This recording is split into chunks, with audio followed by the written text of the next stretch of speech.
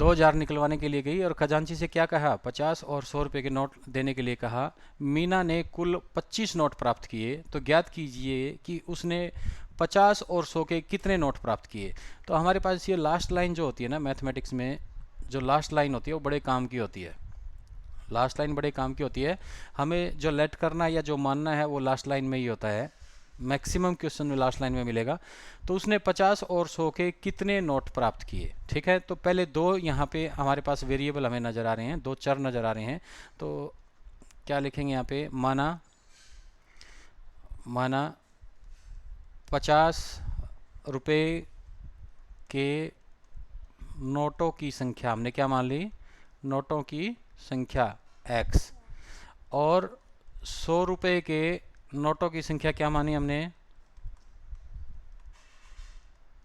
100 रुपये की नोटों की संख्या हम मान लेते हैं y। ओके, तो जो हमारे से पूछा है वो हम मानेंगे, क्योंकि हम चैप्टर कौन सा पढ़ रहे हैं, pair of linear equation in two variable. नाम से आपको बोलना है चैप्टर को।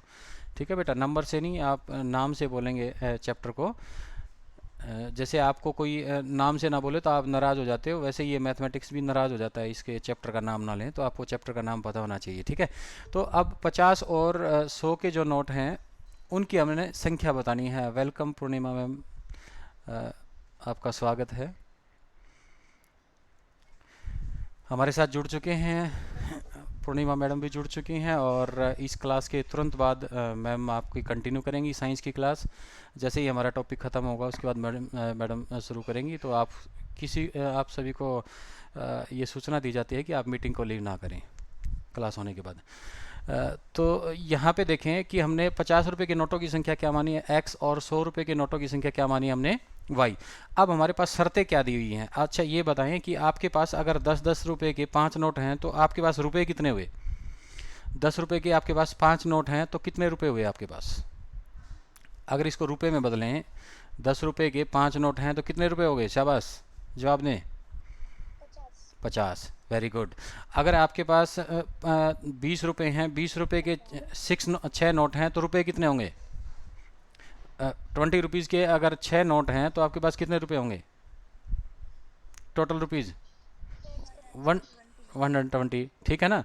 तो ये क्या है कि जैसे ही हमने क्या किया, नोट की जो वैल्यू है, नोट की जो वैल्यू है उसको क्या किया, उसकी संख्या से गुणा कर देंगे तो हमारे पास क्या आ जाएगा, उसके कुल रुपए आ जाएंगे। ठीक है, नोट की संख्या जैसे 50-50 रुपए के 20 नोट आपके पास हैं तो क्या करेंगे, आप 50 को किससे मल्टीप्लाई कर देंगे, 20 से आप मल्टीप्लाई कर देंगे तो आपके पास उसकी क्या आ जाएगी, कुल वैल्यू आ जाएगी। अब देखिए दो तरह की शर्तें यहाँ पे दी हुई है। उसने कुल रुपए 2,000 निकलवाए हैं और कुल नोट कितने प्राप्त किए, 25। हमने नोटों की संख्या क्या मानी है, x और y। तो यहाँ पे पहली शर्तानुसार क्या है, पहली शर्तानुसार क्या है कि उसने 2,000 रुपये निकलवाए हैं। तो मान लिया उसने x 50 रुपये के नोट हैं और y क्या है, 100 रुपये के नोट हैं। तो 50 रुपये के नोट की वैल्यू क्या होगी, शाबाश, जो 50 के नोट हैं, मान लिया ये x नोट हैं, x नोट हैं, तो हम क्या करेंगे, इसमें किससे गुणा करेंगे, इसको 50 से गुणा कर देंगे तो वो कुल रुपए हो जाएंगे हमारे पास। हमने 50 रुपये हैं एक नोट की वैल्यू, और हमने x संख्या है उनकी, उससे गुणा कर दिया तो हमारे पास क्या आ गई, टोटल वैल्यू। उसी तरह देखें हमारे पास 100 रुपये के हैं, वो y नोट हैं, 100 रुपये के कितने नोट हैं, y हैं। तो हम y को 100 से अगर गुणा कर देंगे तो उनका मूल्य हो जाएगा, कितना मूल्य है, और दोनों नोटों की जो मूल्य है वो मिला के कितना हो रहा है, 2,000। कितने रुपए हो रहे हैं, 2,000। ठीक है, तो उम्मीद है ये समझ में आ गया होगा आपको।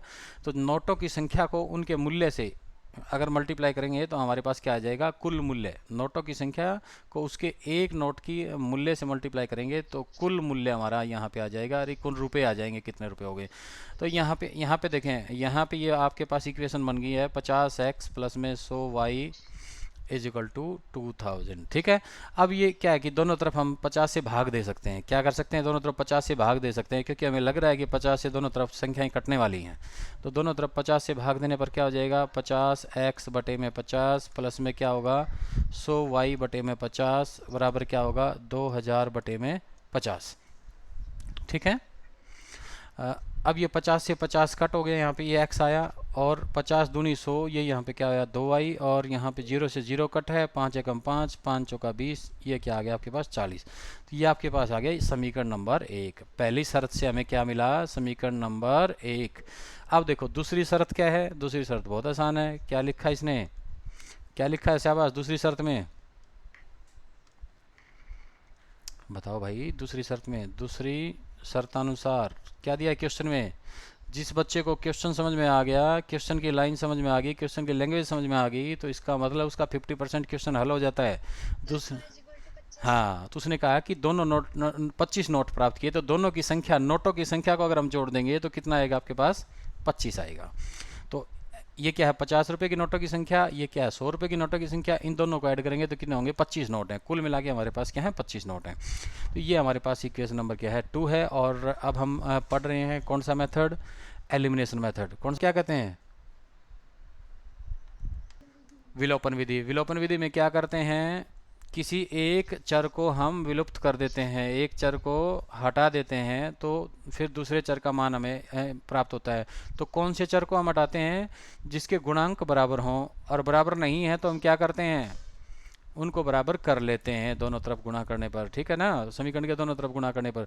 तो यहाँ पे देखिए x के गुणांक हमारे पास क्या है, बराबर हैं, x के गुणांक बराबर हैं, तो यहाँ क्या करेंगे, घटाने पर, घटाने पर ये क्या हो जाएंगे, सबके साइन चेंज हो जाएंगे, घटाने पर क्या लिखें, घटाने पर। देखो ये इससे कट हो गया, यहाँ कितना बचा आपके पास -y, और यहाँ कितना बचा 25 आपके पास प्लस के हैं, और 40 आपके पास क्या है माइनस के हैं। बताओ कितने बचे,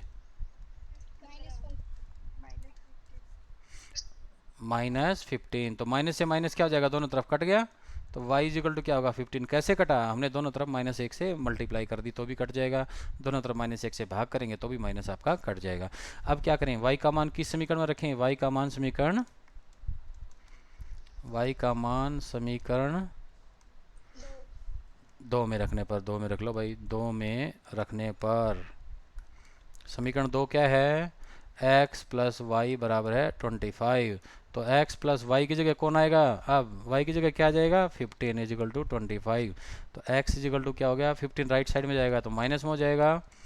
तो x की वैल्यू आपके पास यहाँ मिली आपको 10। तो x की वैल्यू 10 है, y की 15 है। हमने x क्या माना था, 50 के नोटों की संख्या, तो 50 के नोटों की संख्या कितनी है हमारे पास, यहाँ पे लास्ट में एक लाइन लिख लेना, ये लाइन लिख के, और यहाँ पे आप आंसर लिखना है ना, नोटों की संख्या x बराबर क्या लिखेंगे 10, और यहाँ y बराबर है क्या है 15। तो 50 के नोट 10 हैं और 100 के नोट क्या है 15 है, ठीक है। तो देखो हमने दो बातों का पता था कि उसने कुल नोट कितने निकाले और कुल रुपए कितने निकाले, हमने ये बता दिया कि उसने कितने रुपए के कितने कितने नोट प्राप्त किए, ठीक है ना, है ना कमाल। मैथमेटिक्स में पैसे किसी ने निकलाए और निकलवाए और बताया हमने, ठीक है। ये कि वज्र गुणन जो स्टैंडर्ड हमारे पास पेयर ऑफ लीनियर इक्वेशन है, तो कैसे लिखते हैं स्टैंडर्ड को, मैं साथ साथ में यहाँ लिख देता हूँ। क्या लिखते हैं, a1x plus b1y plus c1 is equal to 0, ठीक है। दूसरा स्टैंडर्ड इक्वेशन कैसे लिखते हैं, a2x प्लस में क्या होगा b2y प्लस में क्या होगा c2 इज इक्वल टू 0। ये आपके पास इक्वेशन 1 है, और ये क्या है आपके पास इक्वेशन नंबर 2 है, ठीक है।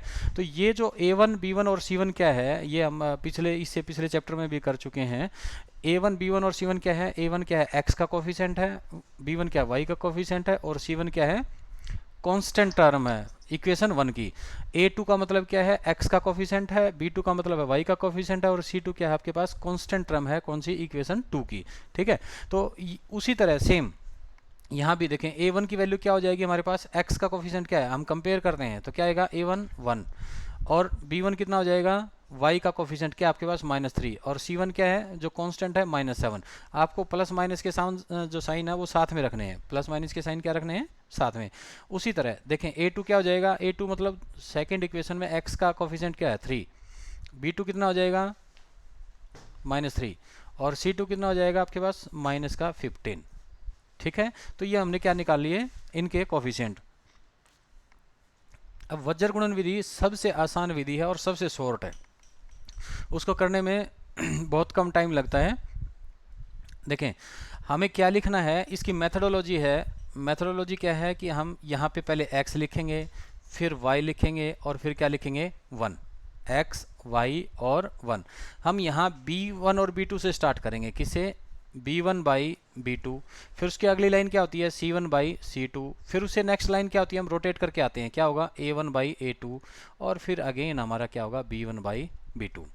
तो देखें कहाँ से स्टार्ट किया हमने, b से स्टार्ट किया, b c a b वापस, जैसे हम ये चलते हैं ना यहाँ a b और c, हमने क्या किया यहाँ से स्टार्ट किया, पहले b से c पे गए, c से फिर क्या कहा है a पे, और a से अगेन क्या हो गया b पे। हमने रोटेट कर देना है, कैसे रोटेट कर देना है, a b c तीन है ना हमारे पास, तो पहले क्या करें, क्या किया हमने यहाँ से स्टार्ट किया, b से स्टार्ट किया तो हम c पे गए, c के बाद कहाँ गए a पे, a के बाद वापस कहाँ पे आ गए b पे। देखें b1 b2 c1 c2 a1 a2 और b1 b2, ठीक है, इसमें कोई दिक्कत किसी को। अब देखें जब हम हमारी गाड़ी ऊपर से नीचे की तरफ जाती है तो पेट्रोल कम खाती है ना, जब गाड़ी ऊपर से नीचे की तरफ जाती है तो पेट्रोल कम खाती है, और जब नीचे से ऊपर की तरफ जाती है तो हमारा क्या होता है, नुकसान होता है, उसमें पेट्रोल ज़्यादा लगता है, ठीक है। ये देखें ये भी ऊपर से नीचे गई गाड़ी, और यहाँ पे क्या होगा, ये भी ऊपर से नीचे गई, और नीचे से ऊपर, नीचे से ऊपर, ये इसमें पेट्रोल ज़्यादा लगता है, ठीक है। तो आप क्या लिखेंगे यहाँ पे अगेन x, और यहाँ पे x के नीचे हम गुणा करेंगे किसकी, b1 और c2 की, ठीक है। और मैं एक बार स्टैंडर्ड लिख के दिखा दूं, क्या करेंगे b1 और c2 की मल्टीप्लाई, फिर माइनस में क्या करेंगे b2 और c1 को, is equal to y upon में क्या लिखेंगे c1 और a2 की मल्टीप्लाई करेंगे, और उसमें से क्या सब्ट्रैक्ट करेंगे c2 a1 is equal to 1 upon में फिर क्या करेंगे a1 की किसे a1 b2 और क्या होगा माइनस a2 और b1, ठीक है। यानी ऊपर से नीचे हम चलेंगे तो तब हम क्या करेंगे, पॉजिटिव रहेगी टर्म, और नीचे से ऊपर जाएंगे तो हम क्या लगाएंगे, उसके आगे माइनस लगाएंगे। ये समझ में आ गया। तो देखें अब इस क्वेश्चन को हमने इसमें डालना है, इसी रूप में डालना है, तो कैसे डालेंगे देखें, यहाँ पे साइड में मैं लिख देता हूँ ये, ताकि दोनों आपको साथ साथ में दिखते रहें। अब देखें हमने b1 की जगह क्या है हमारे पास, क्या लिखा है b1 की जगह, यानी पहले क्या लिखेंगे x y और 1, b1 की जगह b1 b2 क्या है हमारे पास -3, और यहाँ भी क्या है आपके पास -3, फिर c1 c2 क्या है -7 -15, फिर a1 a2 है, a1 a2 की जगह क्या रखेंगे 1 और 3, फिर b1 b2 की जगह क्या रखेंगे अगेन -3 और -3, ठीक है। अब क्या करेंगे वही सेम, ऊपर से नीचे आएंगे तो क्या होगा, हमारे पास पॉजिटिव रहेंगी टर्म, पॉजिटिव रहेंगी, और नीचे से ऊपर जाएंगे तो क्या हो जाएगी हमारे पास ये नेगेटिव, क्या हो जाएंगी ये नेगेटिव, इसलिए इसको क्रॉस मल्टीप्लिकेशन कहते हैं कि हम क्रॉस मल्टीप्लाई करते हैं। क्या हो जाएगा x अपॉन, अब 3 की और 15 की मल्टीप्लाई करो, किसकी -3 और 15 की मल्टीप्लाई करो तो कितना आ जाएगा, कितना आ जाएगा आपके पास 45। अब नीचे से ऊपर जाएंगे तो पहले माइनस लगाएंगे, क्या लगाएंगे माइनस लगाएंगे, अब -3 और -7 की मल्टीप्लाई कितनी हो जाएगी 21, फिर इक्वल टू का साइन y अपॉन में क्या लिखेंगे, इसकी और इसकी मल्टीप्लाई में से इसकी और इसकी मल्टीप्लाई सब्ट्रैक्ट करेंगे तो क्या हो जाएगा, यहाँ पे माइनस का कितना हो गया 21, और माइनस में क्या आ जाएगा -15 और 1 -15, ठीक है, इज इक्वल टू ये क्या रहेगा 1, ये क्या रहेगा 1 में क्या करेंगे 1 और -3 की मल्टीप्लाई क्या हो जाएगी -3, और फिर माइनस में क्या हो जाएगा 3 और 3 की मल्टीप्लाई क्या होगी -9। ये देखिए x यहाँ पे क्या हो जाएगा 45 माइनस में 21, ये क्या हो जाएगा y -21 और प्लस में क्या हो जाएगा 15 इज इक्वल टू क्या होगा 1 अपॉन में क्या होगा -3 और प्लस में 9, -3 प्लस में 9। अब अगली लाइन में करते हैं इनको, ये क्या हो जाएगा x अपॉन में 45 में से 21 गए तो कितना बचेगा हमारे पास 24, y माइनस के 21 है और प्लस के 15 है तो क्या बचेगा आपके पास माइनस के, ये क्या होगा 1 अपॉन में -3 + 9 कितना बचेगा आपके पास 6। अच्छा ये ध्यान रखें कि काफ़ी जो इक्वेशन है उनमें क्या होगा आपको 7 और 15 इक्वल टू के राइट साइड में मिलेगा, तो आपको सबसे पहले क्या करना है उसको लेफ्ट साइड में करना है, फिर ये फार्मूला हमारा काम करेगा, ठीक है।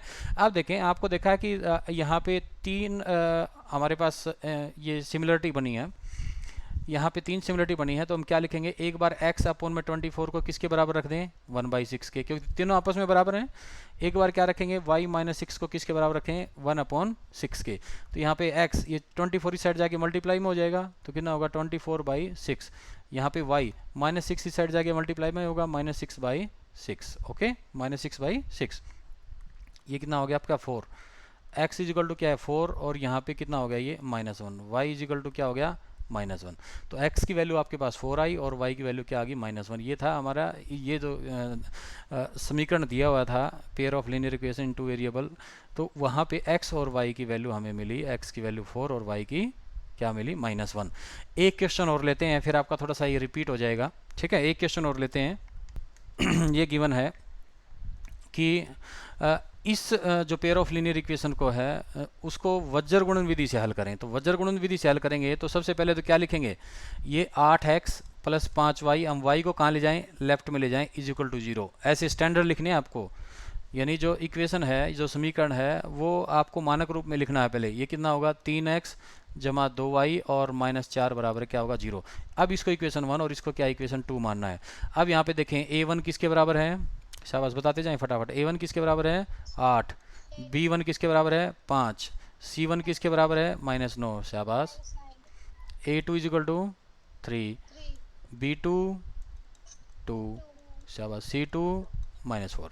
ठीक है, अब हमने क्या लिखना है, हमने लिखना है इसको स्टैंडर्ड फॉर्म में। कैसे लिखेंगे, यहाँ पे क्या लिखा हमने, पहले x y और 1। कहाँ से शुरू करना है हमने, b से, b1 b2 c1 c2 a1 a, और फिर अगेन क्या होगा b1 b2। ठीक है, b1 b2। तो ये देखें, अब यहाँ इनकी जगह मैं इनको हटा के अब रख देता हूँ। क्या होगा, b1 b2 की जगह क्या रखूँ 5 और 2, c1 c2 की जगह क्या रखूँ -9 -4, c1 c2 की जगह क्या रखूँ ना, a1 a2 की जगह 8 3 8 और 3, और b1 b2 की जगह अगेन क्या रखें 5 और 2 रख दिया। ठीक है, अब इसके बाद क्या करना है आपको, हाँ, ये ऊपर से नीचे जाएगा तो पॉजिटिव, और नीचे से ऊपर आएगा तो आपका क्या होगा ये नेगेटिव। क्या होगा ये नेगेटिव। ठीक है, तो यहाँ देखें ये x अपॉन में, अब 5 की 4 से गुणा करेंगे तो क्या होगा -20, माइनस पहले लगाएंगे। अब 2 की 9 की गुणा करेंगे तो क्या होगा -18 बराबर y अपॉन में 9 की और 3 की गुणा करेंगे तो -27, माइनस लगाएंगे पहले, -4 की और 8 की करेंगे तो -32, ओके।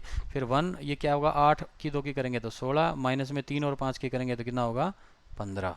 ठीक है, 3 और 5 की करेंगे तो क्या होगा 15। तो ये क्या होगा आपका x अपॉन ये -20 और माइनस माइनस क्या होगा +18। ये क्या होगा y अपॉन ये क्या आपका -27 और माइनस माइनस प्लस में क्या होगा आपका 32। ये क्या होगा 1/16 में से 15 गया, कितना होगा 1। ठीक है, तो ये क्या होगा x बटे क्या होगा -2, y बटे कितना हो गया आपका 5, और ये क्या होगा 1/1। ठीक है, समझ गए यहाँ तक। आप देखें, अब ये यहाँ पे 2 सिचुएशन होती है। एक बार क्या होगा x बटे -2 को किसके बराबर रख लें 1/1। एक बार y बटे 5 को क्या रखेंगे 1/1। तो 2 को इस साइड मल्टीप्लाई करेंगे तो क्या आ जाएगा x बराबर है -2/1, x की वैल्यू क्या आ गई -2। एक बार यहाँ पे 5 रखेंगे, y बराबर क्या होगा 5/1, यानी y की वैल्यू क्या आ गई आपके पास 5। ठीक है, तो